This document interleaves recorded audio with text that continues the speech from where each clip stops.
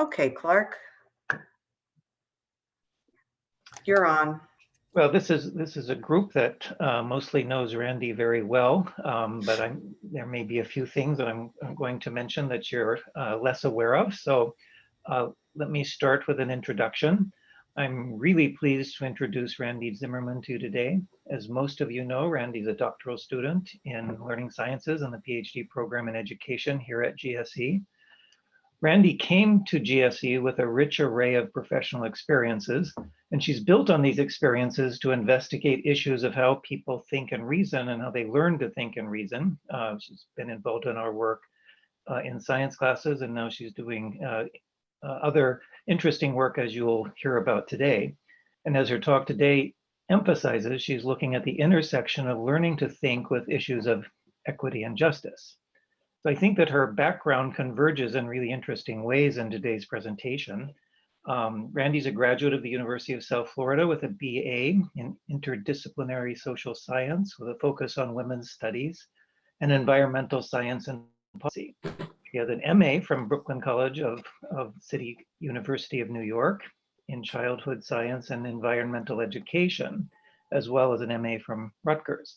So you'll see in the talk today that she draws on her background in environmental sciences and education expertise in her study, which involves students reading about issues in climate change. Her professional experiences also include teaching science in high school and middle school, as well as working as a newscaster, reporter, and producer, and as a headlines editor. And so in the study she tells you about today, you'll also see that news background come to the fore as she creates news documents for her participants to read. And she's going to describe an experiment in which there are two conditions, and so they're reading various documents, as you'll see.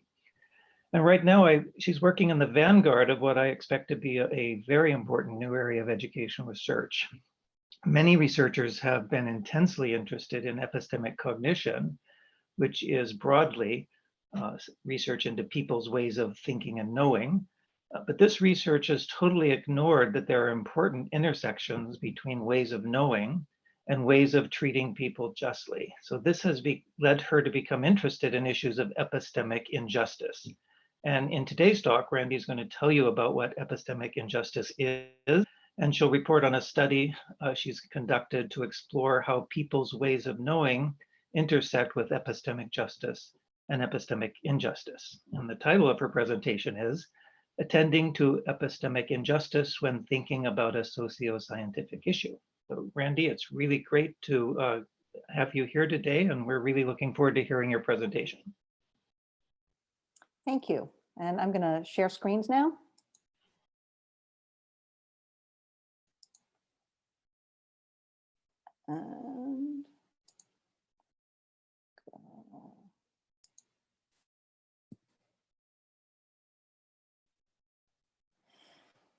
So Clark, thank you very much. That was a really, really generous introduction, especially since Clark is in Tokyo and it is 2 o'clock in the morning. So super nice of you to be here, as well as everybody else. I greatly appreciate you being here, especially since things are so uncertain as we move forward. As Clark said, I'm going to be discussing attending to epistemic injustice when thinking about a socio-scientific issue. And briefly, an overview of my talk is studying epistemic injustice in the context of understanding socio-scientific issues. I'm going to talk about how I conceptualize epistemic cognition as a framework by using the AIR model. I'm going to discuss the study design and analysis, the results, and some conclusions in future work. So socio-scientific issues are controversial, socially relevant, real-world problems that are informed by science and often include an ethical component. And when I talk about socio-scientific issues, I'm referring to things like vaccinations. So I'd be curious about how will you decide whether you take a vaccine for the coronavirus if one becomes available? I'm also referring to things like genetically modified organisms and ask how might people figure out how do scientists make genetically modified organisms? In what ways do GMOs impact the environment? And climate change. How do people determine what humans can do to mitigate climate change, or what are the consequences of doing nothing? And learning about socio-scientific issues is essential to science literacy. Yet, curriculum design must also account for the inherent power imbalances that occur when multiple epistemologies, stakeholders, as well as pertinent expertise are ignored. And when I talk about multiple epistemologies, I'm referring to the idea that knowledge is culturally situated and valulated. Now, there may be multiple epistemologies that can lead to true beliefs about the world, as when we compare what white Western scientists who study deer will shoot them with a tranquilizer dart and take blood samples, while indigenous people interpret their relationship to nature differently and opt to analyze deer droppings instead. Or when Westerners evaluate a fish tank, they focus on the individual fish and their movements, but East Asians will talk about the total environment and the relationship between living organisms and the environment. Now, these are not just different methodologies, rather they're different methodologies that spring from different views of the world. And I'm most curious about how people shape their understanding or epistemic cognition about socio-scientific issues. And when I use the word epistemic, I mean all the processes and products involved when people endeavor to develop representations of how the world is, including knowledge. So as Clark said, I'm interested in how people know what they know, how their understandings evolve, and what those processes they use to get to those understandings. Now, research on epistemic cognition attempts to model how people come to know and understand. It also includes practical activities, so form knowledge individually and socially, practices of inquiry, dispositions to seek knowledge, and a broader range of metacognitive regulatory processes and understandings. EC also involves people's understandings of how they do these things. But to be a bit more concrete, let's consider one of those socio-scientific issues I mentioned before, climate change. So I want to know, for example, how other people would answer these types of questions. What are good ways to figure out how humans should respond to climate change? Which experts do you think are most pertinent to discussions about a human response to climate change? And what evidence do you consider when making decisions about climate change? So epistemic cognition research has to date included attention to what counts as availing, sophisticated, or preferred ways of knowing. Learning sciences researchers have increasingly examined alternative ways of knowing and why these are often appropriate.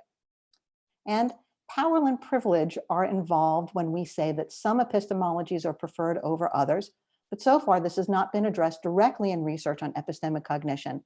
And now we're into the ethical portion of socio-scientific. So there was a Congolese doctor, Jean-Jacques Mayumbe, who discovered the Ebola virus. He knew that if he stayed in Belgium where he earned his PhD, he'd likely be doing menial labor work and unable to expand his career. So he moved back to the Congo. Now, Mayumbe was called in to evaluate a particular sickness, identified it as a blood-borne pathogen, and named it Ebola after the river where he discovered it.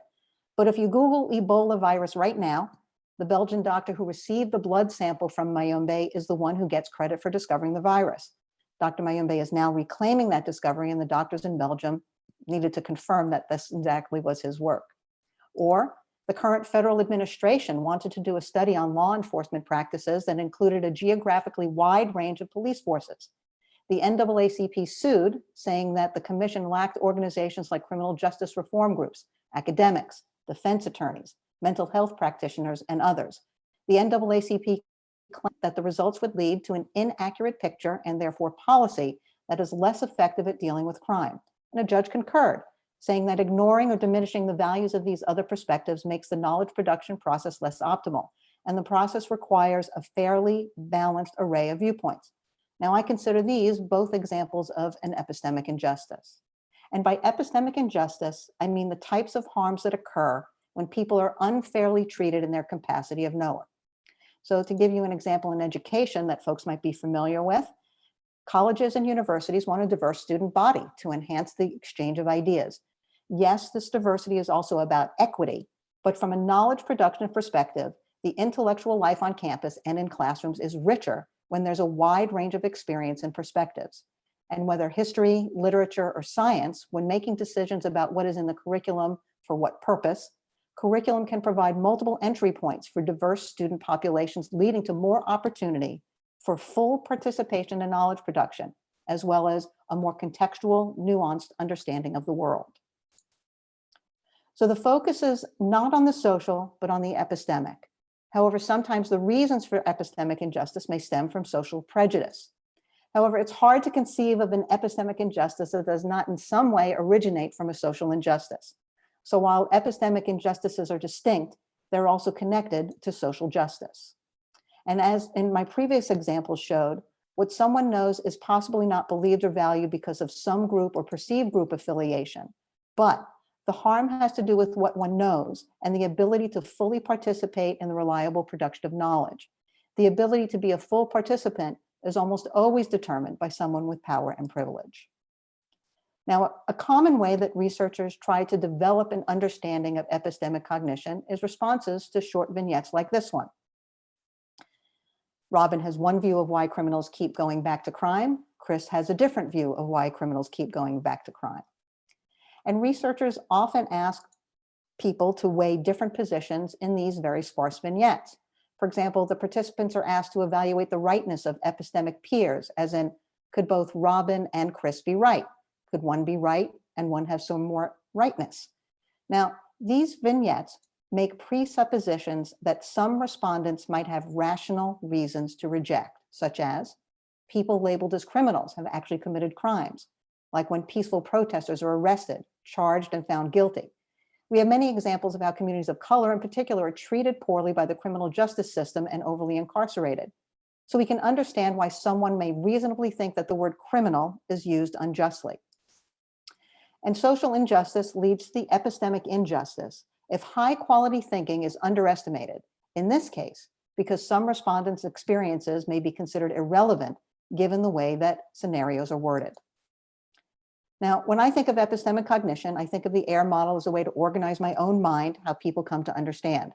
And AIR is a descriptive model that has three components: aims and values, ideals, and reliable processes. By aims and values, I mean the epistemic goals that people have and the value they ascribe to them. So when people start the process of trying to understand climate change, I wonder what they think about their goal. As in, do I want to know about climate change because I have a class assignment or because I'm making a federal, state, or local policy? I think of ideals as the epistemic criteria that people use to determine whether they have achieved their aims. I wonder, how do people determine whether they have met their epistemic goals, or ask themselves things like, by what standards do I determine which experts are pertinent to the study of climate change? How do I know which websites have the best information? And reliable processes are methods that people use to achieve their epistemic aims. People might ask themselves, do I use books, websites, scholarly journals, or interviews to get the best information? What is an expert in the field of climate change, and how do people become experts? So my general goal is to study how people attend to epistemic justice and how attending to epistemic injustice may shape their understanding or epistemic cognition about socio-scientific issues. And my research questions were, do people recognize or attend to epistemic injustice when trying to understand a complex socio-scientific issue like climate change by reading multiple documents, or if they were doing an internet search? And how can we describe, in my case using the AIR model, how participants discuss epistemic justice when formulating their understanding of a socio-scientific issue? I developed an experimental design using a multiple document task where people read different conflicting documents to make sense of a particular topic. And with the internet and looking at multiple websites or sources rather than one television news show or newspaper at a time, multiple document tasks are real-world examples of how people come to understand. Multiple document tasks are also used to better understand epistemic cognition, or asking people to read multiple documents about a topic and then looking at the processes they use to understand those documents and make sense of the larger topic or exploratory question. And I'm going to use the AIR model of epistemic cognition as my analysis framework. So participants did the task on hardware and location of their choice. And after reading common instructions and answering questions about their prior knowledge and beliefs about climate change, participants were randomly assigned into one of two groups, a control group and an experimental group. And I'll explain how the task differed for those two groups in a minute. Then all participants responded to the consent form, repeated the questions about their beliefs, and then they answered some demographic questions. So participants were recruited from 3 classes in Ed Psych for a total population of 60. The gender breakdown is expected as an Ed Psych class, mostly women. And the ethnicity breakdown is pretty diverse. For a few reasons, the number of people in each of the 2 study groups was uneven, but there was no statistical difference between the two groups based on gender, prior knowledge, political preference, or time on task. Now, I created documents based on news articles that might be found on an internet search for a multiple document task. The science information is accurate, but I altered titles, sources, people's names, and edited for relatively common length. Now, pilot studies of these documents showed that the changes that I made did not affect people's opinions about the document's trustworthiness. And I chose farmers because I wanted a topic I could highlight the epistemic justice rather than participants defaulting to social justice. For example, many Rutgers students may already be aware of Indigenous knowledge about climate change from TV documentaries, the news, or classes. And the media portrays people who live in rural areas as less likely to have a college degree, or farmers in particular as being on the margins of political and socioeconomic power.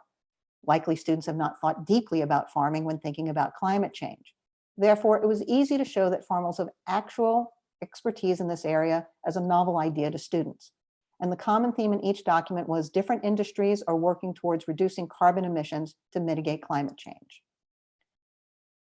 Now, the first document focuses on farming practices, especially soil science, from a farmer's perspective and how those participants impact carbon emissions.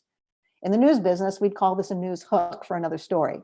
And the news hook is that the USDA moved their offices from DC to Kansas. But the story is about how farmers have specific knowledge about how to mitigate climate change.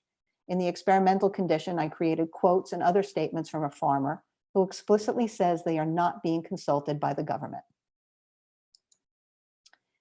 The second document focused on new technology being developed by university engineers to mitigate farming's use of heavy equipment and chemicals that add to carbon emissions and other greenhouse gases. In the experimental condition, the fictional engineer states concern about whether farmers will use the equipment being developed. The subtle message is that the engineers are not directly going to the farmers to either ask what they think or include them in the process. And the third document raises another industry, the cement industry, which is working to reduce carbon emissions as well as the positive and negative feedback loop of cement usage regarding carbon emissions. Both groups, the experimental and control group, saw the same document. And the third text was only edited for length and style without conditions because I was curious if people who may have attended to epistemic injustice would do so in this completely different scenario where they had to attend to climate change rather than specific details of an industry. The differences in the two experimental documents were in the same places, as you can see a section here. For example, if I wrote a quote, there was a quote in the experimental condition and control documents. And all participants saw the documents in the same order because I wanted participants to read the document with what I hypothesized would have the most impactful epistemic justice. And in document 1, the experimental condition saw that first person recognition of epistemic justice. There were 3 statements in the whole document that were altered. In document 2, the epistemic injustice was by omission, and there were 4 statements in the whole document. And again, in document 3, they were same conditions, and there were no engineered statements about epistemic injustice. So here's just 2 examples. In the controlled condition, in the place where one might read, this will also make it more likely that there will be a national concerted effort to impact climate change and farming practices. The experimental condition people read, however, farmers believe that they are still not being consulted on critical issues that impact climate change. In another example, engineers are excited about the potential. Folks in the experimental condition read, engineers wonder if farmers will go along.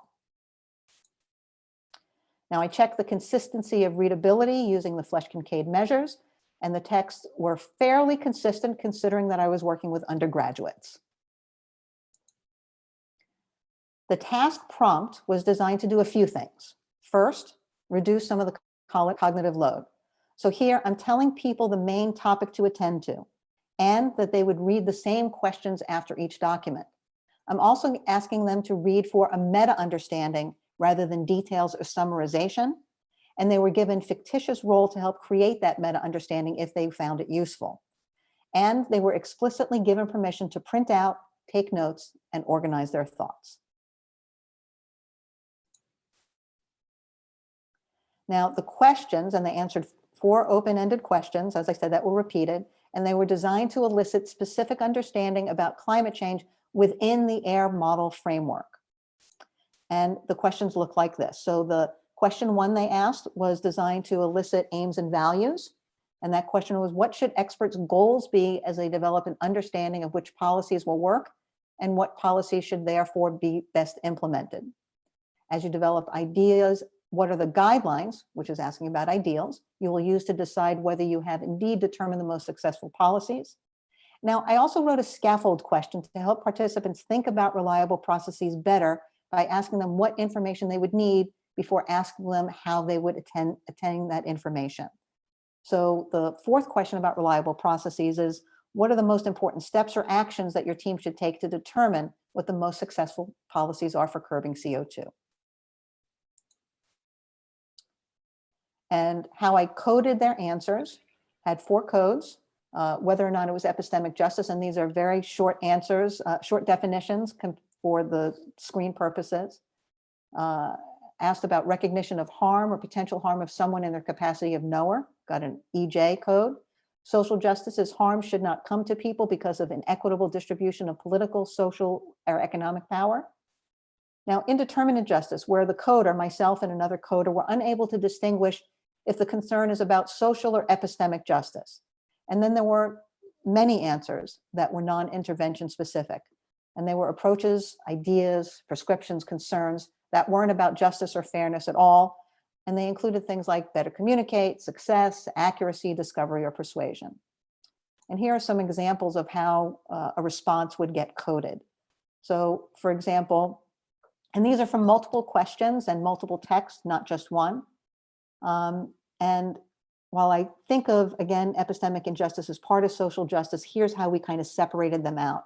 So for example, incorporate the experienced farmers more into their ideas and visions when making policy, versus experts' goals should bring in the price of robots down so more farmers can use them.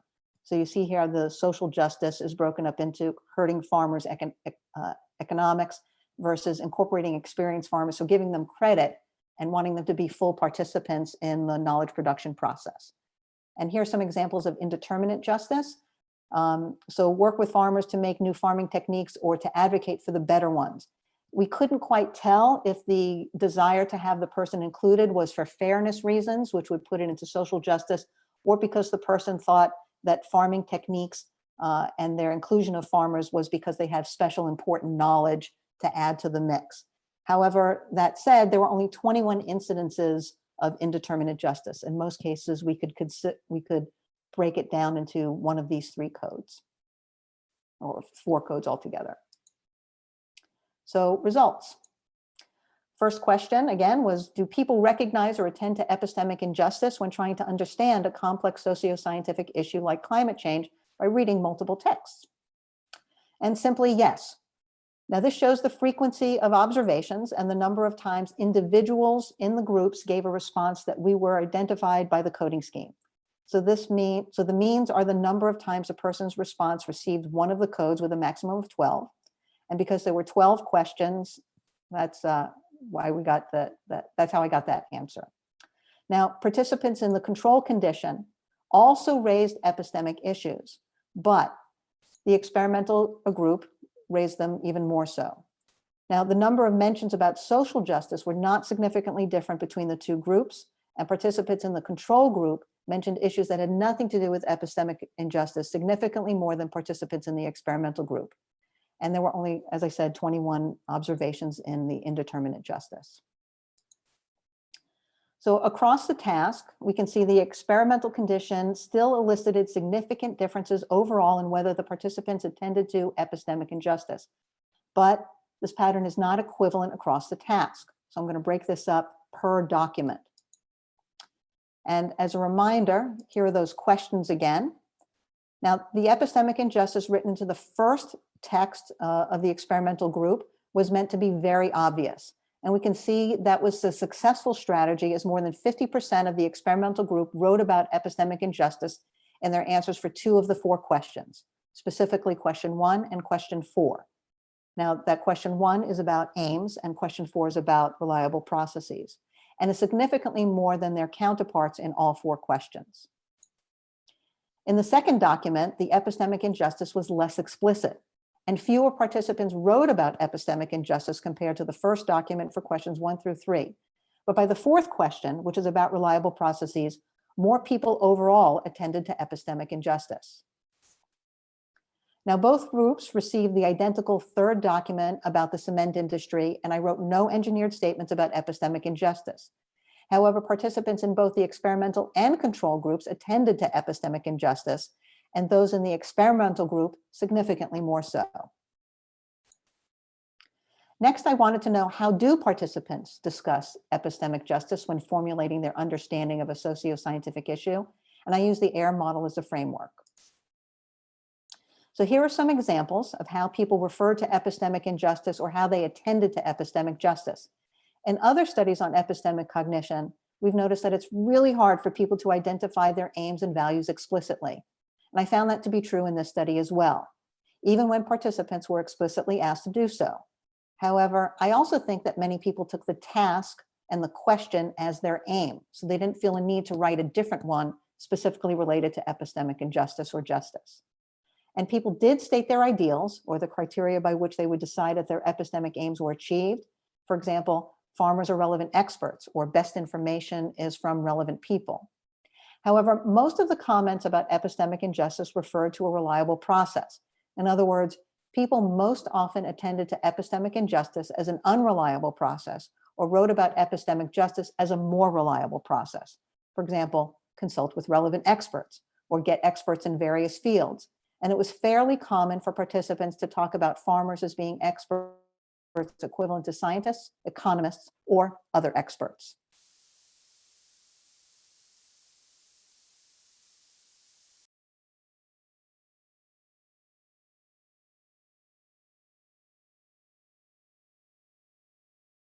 %. However, this also includes the question specifically about reliable processes, and that question had almost double the number of references to epistemic justice as the other two questions. So I thought it was important to look at those questions separately. Now, the first question was designed to elicit people's aims. What should experts' goals be? And for those participants who reference epistemic injustice, they discussed it as an aim 15% of the time, as an ideal 27%, and as a reliable process 57%. So when they were cued to think about aims, they did write about epistemic justice, mostly as a reliable process, but still gave a fairly good number as an aim. Now, the second question was trying to elicit ideals, and that seemed to be successful as more people discussed epistemic justice as an ideal in this question more than in the other two questions. But still, they discussed epistemic justice as a reliable process about 2/3 of the time, and not at all as an aim. And by the time participants got to the question about reliable processes, that was the main focus of how they discussed epistemic justice. They did not think of epistemic justice as an aim, and there was only one mention of it as an ideal. Now, participants attended to epistemic injustice when developing an understanding of climate change, and more importantly, when given a small number of explicit references to epistemic injustice, more people attended to it. And relatively, this was a small manipulation.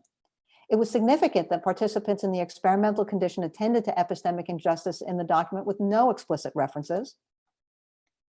And after reading about the depth of knowledge and specific expertise of farmers, participants extended who they thought of as an expert on topics that seem as unrelated as farming and carbon emissions. When trying to understand a complex topic like climate change, it's a more reliable process to expand their understanding of what counted as expertise. So these were good things that happened. Now, people will consider a wider range of what may constitute expertise when epistemic justice or injustice is relevant to understanding of socio-scientific problems. So once considered, people also will attend to epistemic injustice even when it's not particularly explicit. And attention to epistemic justice, rather than becoming confusing, encourages people to think about ways to make knowledge production processes more reliable. So I wonder, what are other ways to make epistemic injustice more salient for people? Are there reasons that epistemic injustice should be an aim in and of itself? Should we want to encourage people to think of it as an ideal? as something that we're going to use to vary whether or not we achieve certain types of aims. How should instruction incorporate epistemic injustice as part of curriculum on socio-scientific issues? Do people attend to alternative ways of knowing based on their perceived affiliation or based on what they know and how that knowledge was constructed? And finally, how can we make sure that research in epistemic cognition also attends to epistemic injustice as more central to this work? Now, if folks want to read more about this topic, available on Sakai to those who have available, or folks can email me if they want it. There's a nice short overview of epistemic injustice that's going to a handbook on education theory. Frank wrote an article about mitigating against epistemic injustice in educational research. And then there's my own and Clark's article on epistemic injustices obstructing reliable epistemic practices as a theoretical paper.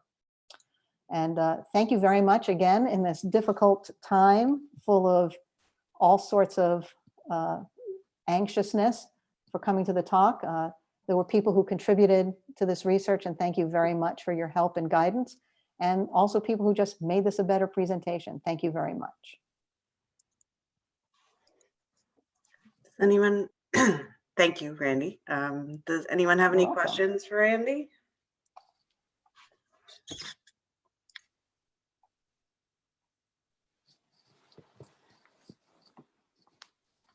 Awesome, I explained everything.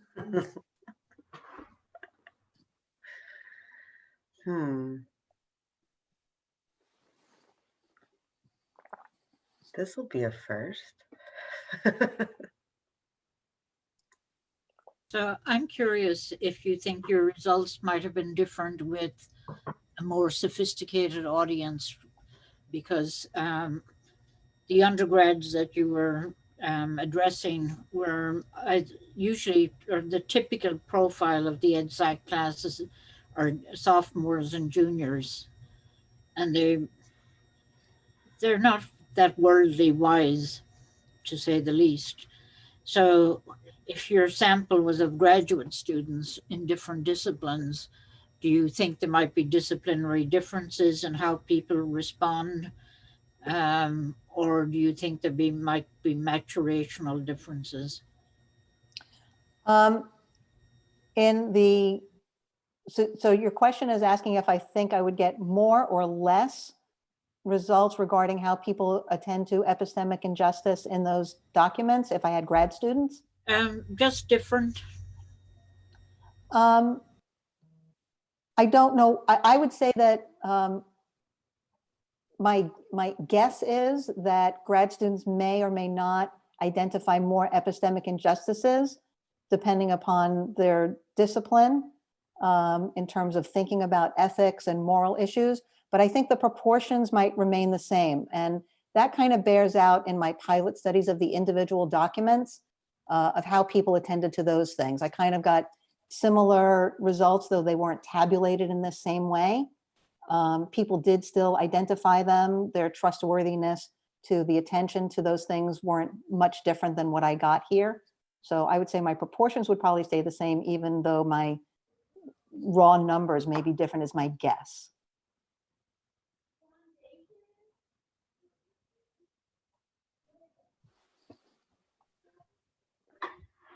Hi, I teach how people learn that course, and I'm intrigued about how I might use some of this information. You know, part of it is helping students understand how they learn themselves. And, you know, I'm just wondering, you know, if you have any thoughts on that.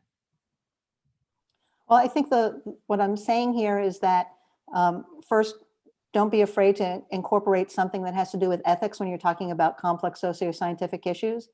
And when people attend to something that's new and novel, especially in terms of their own processes of thinking about things, thinking about how other people thinking seems to be helpful. And they seem to attend to the fact of this is a reliable process. This is a way in which I can understand things better. So I would say in your position, making it very metacognitive and explicit to telling them what's happening is probably good. And then expanding that and encouraging them to do it with their own students that giving people a range of things to think about and making it clear that that's what you're doing.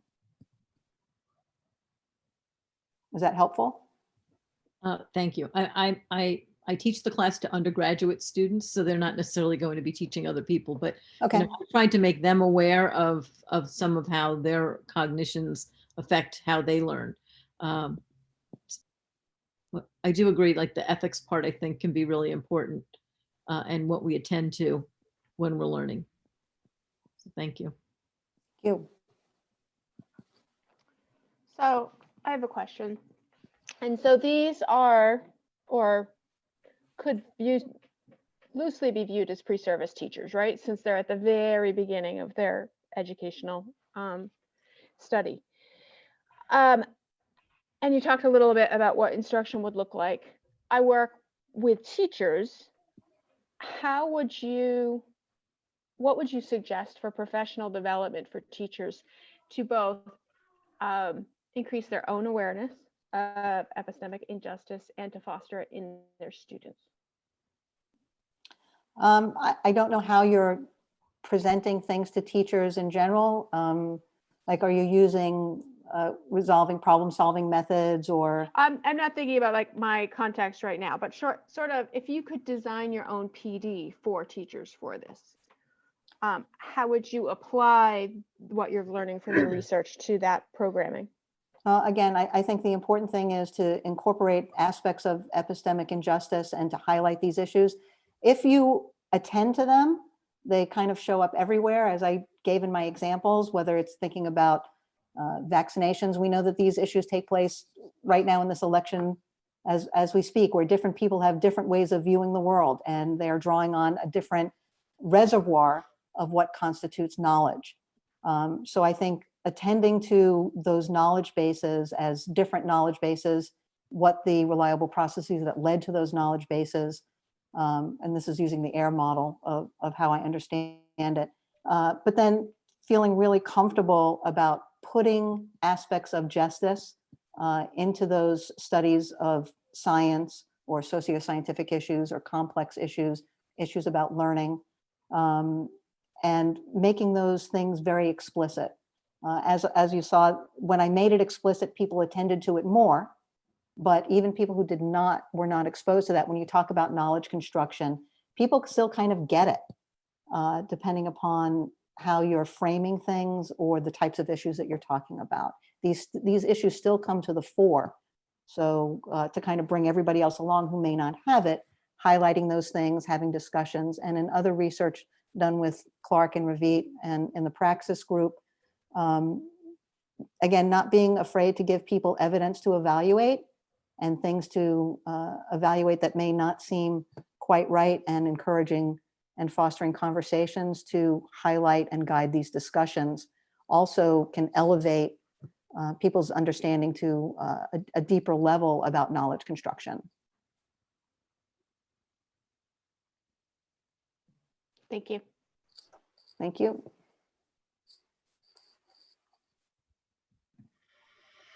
Hi, Randi, your presentation was great. It really flowed and thank it you. was really engaging. It was really informative, so I really enjoyed it.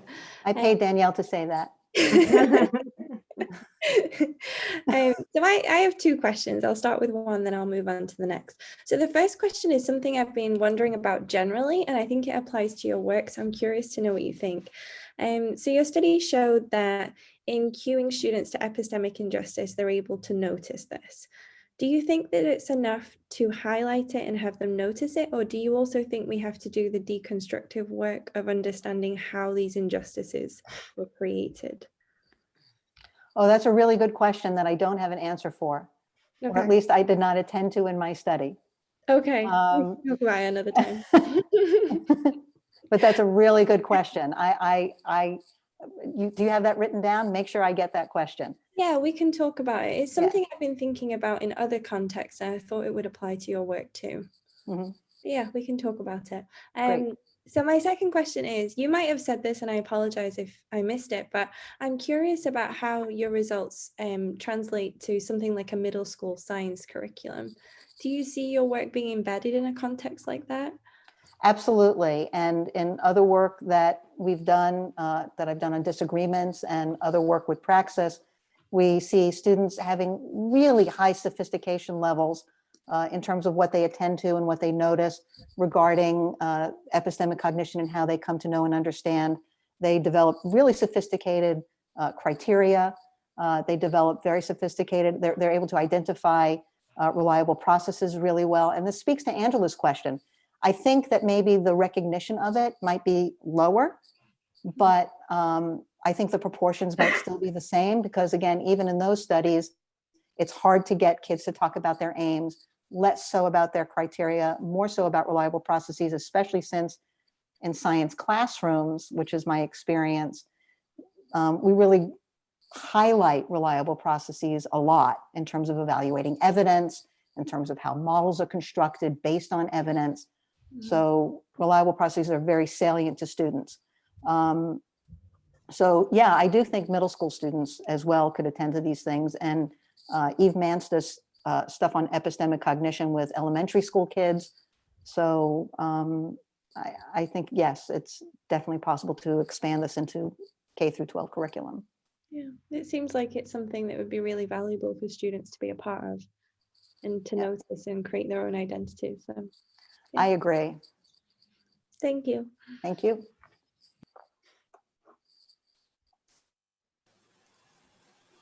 Hey, Randy. Hey, Thanks for the Christian. Thank you. So my question might be orthogonal to, or tangential to your presentation, but I'm just curious about your thoughts about it. Because it seemed like a lot of the epistemic injustice that your participants were talking about was kind of voices being left out of the conversation. So a way of resolving that was to consider more viewpoints. And I was thinking back to your definition of epistemic injustice, which said something about like harms related to like unfair treatment of a person as a knower. And I was wondering, so are there forms of epistemic injustice that aren't just not considering all viewpoints? And second, is every case of not considering all viewpoints considered epistemic injustice? Are there cases where it might be justified to not consider all viewpoints? So I'll answer the second question first, because this is consistently discussed in our research group and in terms of writing this paper. Yes, there are. A lot of it has to do with the justifications and the grounds. And if one considers, again, kind of starting with the AIR framework, if you're looking at your aims and your values of why one is pursuing this particular knowledge production pursuit, there might be many legitimate reasons to exclude certain things from happening. There may be good justifications for not including certain voices depending upon what that epistemic pursuit is. I think the issue comes down to, is that justification and are those reasons within the what should be? And again, we're smart people, so it's very possible to go into like this motivated reasoning thing where we come up with reasons to exclude things for a variety of reasons. And I think my point about research is to be attentive to those things and what are good reasons, not good reasons, and maybe checking with other people, but knowing that one might be excluding things, excluding people or excluding good ideas and good processes that should be attended to. And your first question again? I'm sorry. So it was kind of the flip of that. Are there cases of epistemic injustice that are kind of qualitatively different from kind of ignored viewpoints? So can you, I guess, like acknowledge your viewpoint in a way that causes epistemic injustice?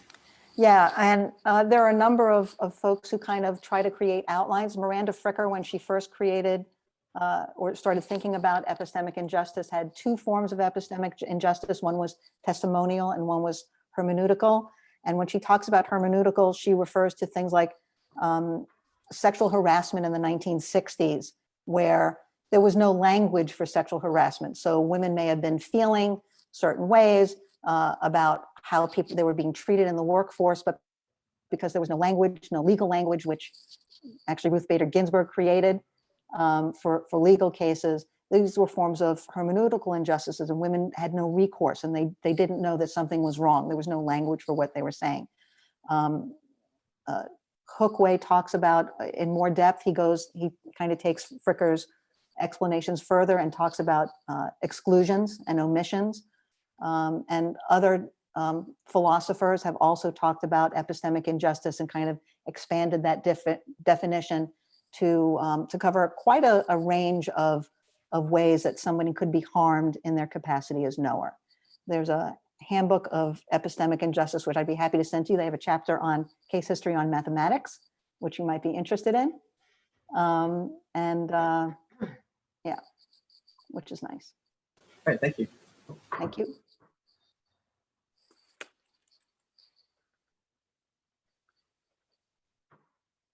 Anyone else? Don't think I see any other hands. Brittany, do you have a? Oh no, that's never mind. Going once. Okay, I think that'll do it. Randi, thanks so much. Thank you very much, Colleen. Good luck with finishing up. Thank you. Good to see everybody, and we'll get the announcement out for next week. Terrific. Thanks All so right. much, everyone. Take care, everybody.